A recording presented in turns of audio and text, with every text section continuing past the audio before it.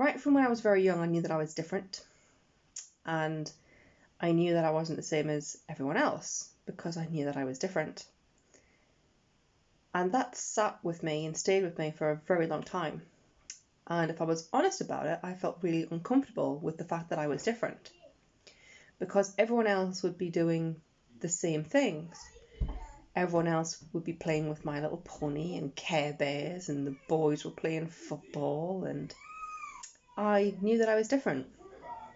I knew that I was a girl, but I also wanted to play with all the little army toys and play football as well.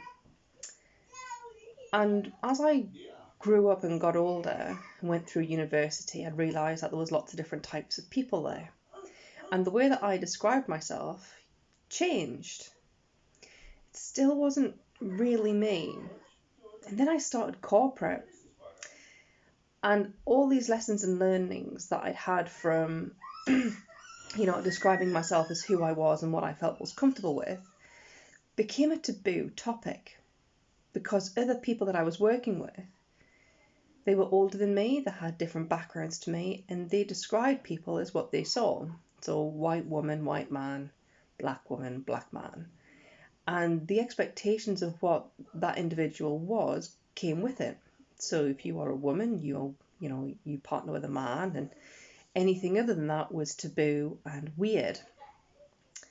And I witnessed firsthand, the experience of some of my colleagues who were gay, were lesbian, and they were very obviously gay or lesbian. And that, I want to use the word victimization, but I don't think that accurately describes what actually happened, of them with stereotypes and comments. It made it feel really awkward for me. So what I chose to do was to not really be myself. I wouldn't tell people that I was part of the community and that I was different. And I started to have this divide in my head of what happens at work and what happens at home.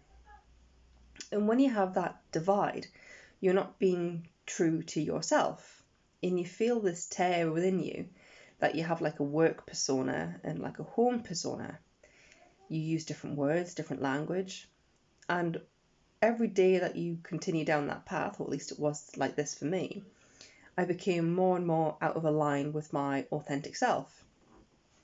And finding your authentic self is actually a really wonderful journey. It starts by asking who you are, and you'll come up with I'm a 36-year-old white woman, married. Great. And then you ask it again, but you can't use the same words all over again. So it then becomes, I'm female, British, coupled. And, you go down that process. And then you ask it again, not using any of the same words. And what you find is that you very quickly dissociate from the work you, and then you find the actual real you.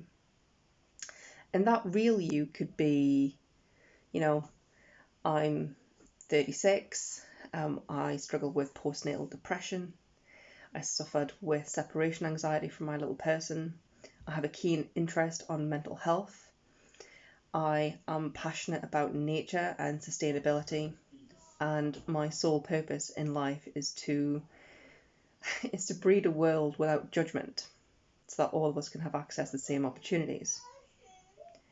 And when you find your alignment with your true underlying self, everything else starts to fall into place. So I'll start by asking who you are. And I'll ask you to write your comments down 4 times, and then pop the 4th iteration in the comments below, because that's when you're really true to your authentic self. Thanks.